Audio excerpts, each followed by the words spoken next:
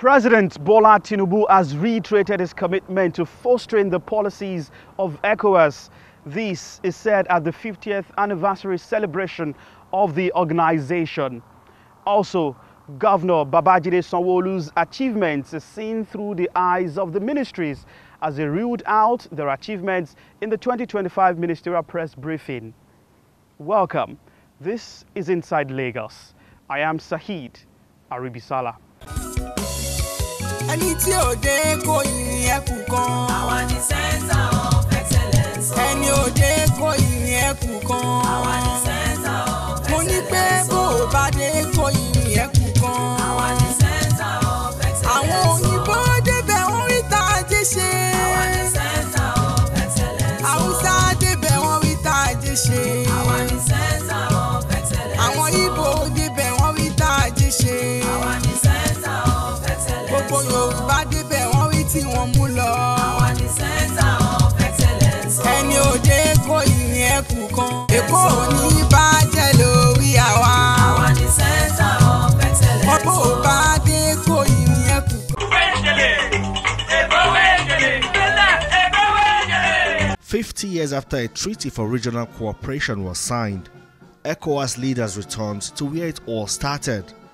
It was nostalgic, particularly for General Yakubu Gowon, who is the last of the founding fathers alive. This was an event to also reflect on the journey of regional cooperation and re-strategize on setting realistic goals for the future. The post-Cold War era is over. New divisions are emerging. Technology is advancing at an extraordinary pace. The pressure on the old order is intense. It does not mean the arguments for multilateralism are diminished. On the contrary, we need ECOWAS more than ever to meet the challenge of unfiltered data, unregulated cryptocurrency, AI, climate change, organized crime, cyber slavery, and human trafficking and violent extremism.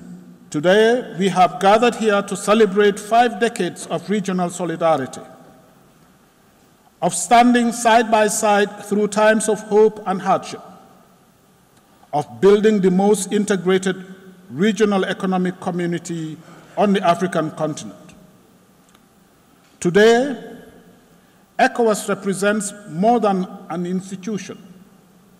It is a symbol of the enduring aspiration of over 400 million citizens. President Bola Tinubu, as chairman of the authority of ECOWAS heads of government, declared his commitment to the ideals and philosophies of ECOWAS founding fathers. We are embracing innovation to drive growth from internet exchanges, platforms like ECOGO, which strengthen gender reporting and regional accountability. Despite our progress, challenges remain. Our greatest task now is implementation.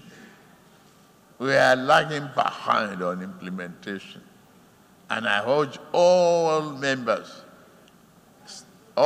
states to match policy with action. General Yakubu Gowon still has fond memories of the 1975 ECOWAS Treaty. He acknowledged the resilience and unity of the regional bloc. There are military, there are other democratic in the government, but the military are making sure that we do things democratically, but militarily democratically.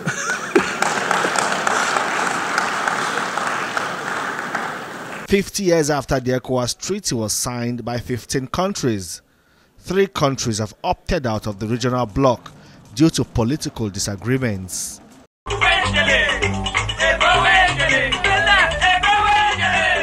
On the 29th of May, Governor Babajide Sanwo-Olu celebrated 6 years in office. The 2025 ministerial press briefing afforded an opportunity to assess his achievements. Governor Babajide Sanwo-Olu's 6-year tenure has been marked by notable accomplishments across various sectors. The Lagos State Ministerial Press Briefing provided a platform to showcase these successes, highlighting advancement in infrastructure, healthcare, economic growth and sustainable development. It's not only a time to keep Lagosians abreast on how the ministries, agencies and departments are doing, but also get feedback. Commissioner for Information described Ministry of Transportation as the compass on which Governor Babajide Sanwo-Olu's government runs. I remember on May 29 last year when so many people were involved in revelries and parties, went all the way across the water to go and launch our ferries, 15 of them. I'm sure some more are ready to be commissioned this year. But we want to talk about all the achievements on BRT, the buses. Commissioner for Transportation said 3,941 parking slots were created, 669 parking signages, and over 470,000 traffic violations detected with the automatic number plate recognition cameras. We're going to be using a lot of innovation and technology in order to harness technology to improve parking management, providing easy access to parking information and payment options. The following innovations were introduced: the e-permits for streamlined off-street parking access, verification via QR codes, electronic signages to announce parking availability, e-enforcement through automatic number plate technology, LastPass parking agent app, whistleblower app for user-friendly parking management, then a USSD payment options that takes away the issue of there's no internet to make my payment. The event marked the second anniversary of Governor Babajide Sanwo-Olu's second term in office, showcasing major strides in the transport sector. State Ministerial Press Briefing, and the Ministry of Health is taking the center stage to present its scorecard. From plans for new and improved hospital infrastructure to reducing maternal mortality, the Commissioner covered them all. The health sector strategy and governance. We work very hard on developing robust strategies, and we then roll out these strategies through all the agencies and the directorates that I have just referred to. And one of our very important functions is to provide oversight and lead the sector. The sector not necessarily being and confined to the public sector. The sector cuts across both public and private sectors. So let me talk about the very big general hospitals that are coming up. Both Massey, Ojo, and Ketu Ejiri are almost neck and neck at about 65 to 70% complete. So we're looking at about 12 months to commissioning for those three hospitals. The new Lagos State Comprehensive Cancer and Diagnostic Center. It is situated on 1,500 square meters. We are about to do the groundbreaking. It is located right here in Alausa. He said that for a state that is forward-thinking, measures have also been put in place to tackle brain drain. I think we've turned the corner. We're beginning to see a reduced number of our healthcare professionals wanting to leave Lagos because the environment is getting better for them to practice in. We're building medical professional staffing quarters in all our new projects, and we're even going back into our old facilities to construct accommodation for our health professionals.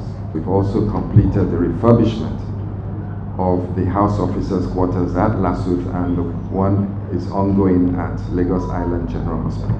Those who are interested, who want to come back, because they've discussed with Commissioner and myself on the things that actually stop them from coming back to the country, they really do want to come back. And it's not everybody that wants to leave.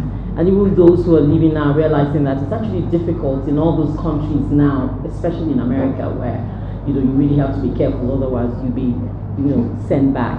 So what happens is, what we're looking at is how do we also encourage people to come back? How do we make the environment conducive for people to even want to stay? And that's what we work on basically every day. Ministerial briefing for the Ministry of Environment and Water Resources, and the Commissioner, Tokunbo Wahab, highlighted the achievements recorded so far and other areas needing attention. We need to get our people to behave properly. That is the key part of it. Citizens must be responsible. Waste management, which has remained a major challenge for the megacity, received significant attention with a plan to transform waste into clean energy. Last May, initial and witnessed the signing of an MOU with a Dutch firm for the construction of a high-efficiency 60 to 80 megawatt waste-to-energy plant on the Epe landfill. The innovative waste management solution is expected to take some 40,000 homes off the national electricity grid, as the technology will enhance energy security and diversification. Now, developmentally, those high-tension wires are meant to be right of ways too, for drainage alignment. That is what is done. But people, out of mischief, have chosen over the years to build under such. We shall continue to remove those structures and contraventions. It's not because of the danger to their lives. It's not about that alone. It's about public safety too. The commissioner said the ministry has constructed public toilets at strategic locations across the state to promote proper sanitation and hygiene while intensifying enforcement against environmental offenders. The state, in recognition of the need to address open defecation, is constructing modern public toilets in markets, transport hubs, and informal settlement, just as the construction of additional 150 new public toilets is ongoing alongside an additional 250 toilets being executed through public-private partnership. And now what we've done differently is, once we arrest you, we prosecute you, you do community service, we embarrass you with media. And we're not going to stop. We're not going to stop. He added that the government is working towards providing residents with access to safe drinking water by 2027, following the revival of the Adion Water Project, a move aimed at ending years of water scarcity in many communities across Lagos. TESCOM will train its first batch of 5,000 teachers out of its 18,438 educators in the state. Over the past year, our ministry has worked tirelessly to implement bold reforms, invest in state-of-the-art infrastructure, enhance digital training for students in our tertiary institutions and graduates across the state, and equally foster innovative partnerships with our critical stakeholders. These efforts have transformed the state education, learning, and the lives of thousands of students and educators. From our groundbreaking programs and infrastructure to establishing world-class institutions, our ministry's unwavering commitment to excellence has yielded impressive results, positioning our state as a beacon of hope and model for others to follow. To deliver on our mandates in the Team Plus agenda, the Ministry of Tertiary Education has been repositioned for optimum effectiveness and efficiency to achieve the current administration's initiatives. For this reason, the ministry has undergone a comprehensive transformation. This involves reinvigorating, resetting, and recalibrating the ministry structure, expanding from 3 to 6 core technical departments, and adding new units to facilitate streamlined administration. We have reawakened the functionality of the Subject Teachers Association to meet regularly to review student performance and come up with more practical-oriented pedagogy that will enhance the teaching learning outcome. We have started the implementation of Read, Learn, and Discover initiatives that promote interactive learning, such as incorporating hands-on activities experiments, projects. This is aimed at encouraging students to learn by doing, revive sports through physical and health education programs that promote physical fitness, teamwork, and mental discipline.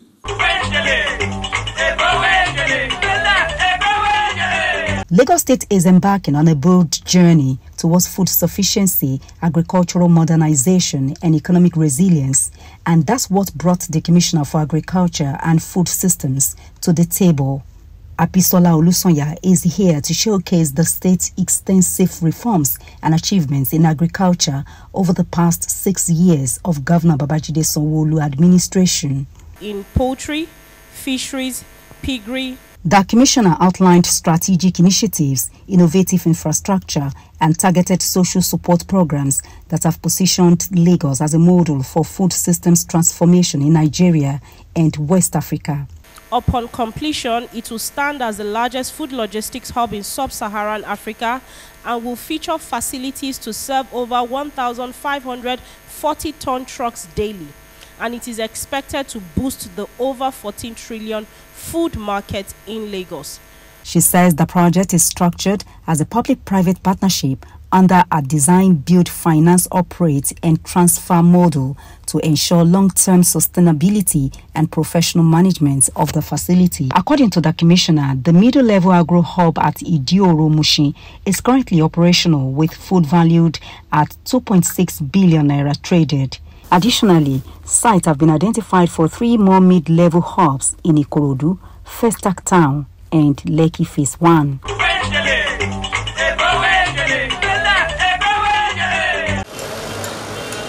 Curbing criminal activities in Lagos involves a multifaceted approach, including strengthening law enforcement, addressing socio-economic factors, community engagement, and improving urban infrastructure. Strategies to make this happen include enhancing surveillance, implementing rehabilitation programs, and promoting education and awareness. In 1993, Nigeria's 8th head of state, General Ibrahim Babangida, described Lagos as, quote, the crime capital of the country, end quote, a distressing way to describe a city that some people would regard as the promised land of Nigeria. This is the reality of most African cities. The brand promise that Lagos offers as a city where anyone can make it makes Lagos like sugar to ants. Everyone wants a piece of it. Investment protection and security in Lagos State. The Attorney General of Lagos made this disclosure during the ministerial press briefing held in Alausa, Ikeja, to mark the 2nd anniversary of Governor Babajide Sanwo-Olu's 2nd term in office. Citing statistics from the Lagos State Criminal Information System, LCIS, the Attorney General said the data highlights growing concern about public safety and criminal activity in key urban centers of the state. We foster harmonious working relationship with the state judiciary, the House of Assembly, Police Command, the correctional centers, to promote an efficient and effective justice system. To this end, the Nigeria Area Command, Area M at Idimu, was completed, commissioned, and handed over to the Nigerian Police Command, Area M, Idimu. The new structure includes administrative block, staff quarters for the area commander himself, 2 hostels, one for male, the other for female, multipurpose hall, that can be served as training ground, training hall, and of course, beautification environment and provision of water treatment. This is one of the first achievements that we had to do under this regime to the police. He further disclosed that the LCIS has recorded a total of 74,962 cases and inmates across the state from 2018 to May 2025. The Commissioner lamented the pressure on the state's correctional facilities, revealing they are operating at 106% above capacity. It disclosed that as of May 2025, the combined inmate population stood at 9,096, which outstrips capacity. He went on to describe the LCIS as a groundbreaking initiative aimed at automating criminal justice processes and improving efficiency. It is worthy of note that the actions of the court has been able to reduce criminal activities of these miscreants. As part of its justice reform efforts, the ministry has also launched a public advisory center to offer free legal guidance and information to Lagos residents seeking redress or navigating government services. The Attorney General reiterated the ministry's commitment to leveraging technology and legal innovation to improve the state's justice system and enhance public trust. Poverty alleviation programs are crucial for vulnerable residents as they provide financial support and resources, enhance access to education and health care, foster economic empowerment and job creation, improve overall well-being and quality of life. Commissioner for Women Affairs and Poverty Alleviation, Mrs. Cecilia Abolaji-Dada, has been instrumental in driving these initiatives, empowering women and different groups through various programs and policies of the Lagos State government. WAPA has played a pivotal role in implementing. According to her, the empowerment program targets women and youth. Of the 2 billion naira spent, 1.5 billion naira was allocated to the Micro Enterprise Support Initiative, while 500 million naira was dedicated to the Livelihood Empowerment Initiative. The vision of our ministry is to be the lead ministry in sustainable poverty reduction and women protection in Nigeria. And our mission is women development and eradication of gender-based violence through regular women-focused programs and interventions. We have about 5 departments and 8 units. The mandate and the ministerial responsibilities of the ministry are to initiate, to formulate, execute, monitor, and evaluate policies relating to women affairs and poverty alleviation. The Commissioner further disclosed that between 2023 and 2025, a total of 7,372 vulnerable residents benefited under the NCARES program.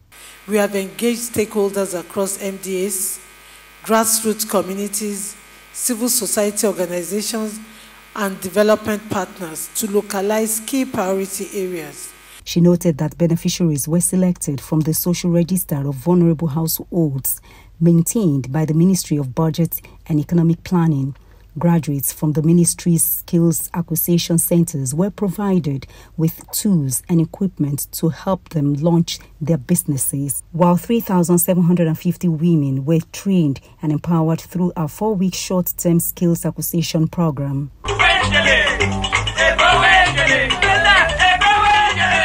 And that's it on the program today. Hope you had a great time. See you next time. I am Sahid Aribisala.